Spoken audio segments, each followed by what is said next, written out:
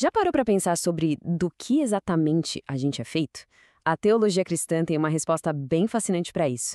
Ela diz que nós não somos uma coisa só, nem duas, mas sim três partes, todas integradas: corpo, alma e espírito. E é sobre isso que a gente vai conversar, sobre como essa estrutura de três partes define a nossa experiência humana. Para a gente desvendar essa ideia, nosso roteiro é o seguinte: a gente começa com aquelas grandes perguntas da vida, sabe? Depois, vamos mergulhar no que seria essa natureza tríplice, tentar entender a diferença entre alma e espírito, ver como tudo isso se conecta e, por fim, descobrir qual o propósito por trás desse equilíbrio. Então, vamos começar pelo começo, né?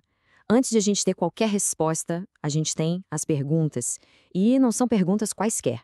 São questões que a humanidade vem se fazendo, olha, há milênios e que são a base de toda a busca por sentido. E aqui estão elas, as perguntas que nos definem. Quem somos? De onde viemos? E, claro, para onde vamos? A perspectiva da antropologia bíblica, que é o nosso foco aqui, busca responder a essas questões não com achismos, mas olhando direto para o que as escrituras dizem. A fonte da nossa análise traz uma analogia que é simplesmente perfeita. Tentar resolver nossos problemas sem entender como fomos feitos é a mesma coisa que tentar consertar um eletrônico super complexo sem ter a menor ideia do manual de instruções. O objetivo aqui é justamente dar uma olhada nesse manual para a gente entender nosso próprio funcionamento. Certo. Então, que resposta essa perspectiva oferece?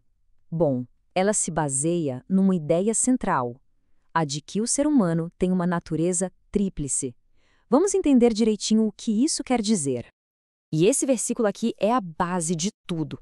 Repara só como o apóstolo Paulo é específico. Ele não fala do ser humano de um jeito genérico, não.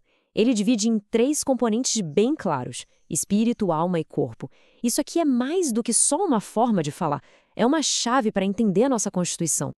O nome técnico para essa doutrina é tricotomia. É basicamente a ideia de que somos formados por essas três partes, que apesar de serem distintas, estão profundamente ligadas uma na outra. Se a gente voltar lá no início, em Gênesis, a gente vê a origem dessa ideia. Existe o componente físico, o corpo, que veio do pó da terra, e aí vem o componente espiritual, o sopro de Deus. É a fusão desses dois elementos que cria o que a Bíblia chama de alma vivente. E essa combinação que, segundo essa visão, nos torna únicos em toda a criação. Ok, corpo é a parte fácil de entender, certo? Mas e a parte que a gente não vê? Qual é a diferença real entre alma e espírito? Essa é talvez a parte mais sutil e, sinceramente, a mais fascinante de toda essa análise. A alma, que em hebraico é nefesh e em grego é psiche, é descrita como o centro da nossa personalidade. Pensa nela como se fosse a nossa psicologia.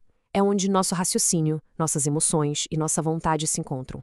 É o nosso eu social, o nosso eu individual. Já o espírito, ruá ou pneuma, tem um propósito bem diferente. Ele é a dimensão que nos conecta diretamente com o divino. É como se fosse o nosso canal para comunhão e adoração, a nossa consciência espiritual. Então, para simplificar, a alma é o nosso eu voltado para o mundo, para as pessoas. É quem a gente é nos nossos relacionamentos, nos nossos pensamentos e emoções.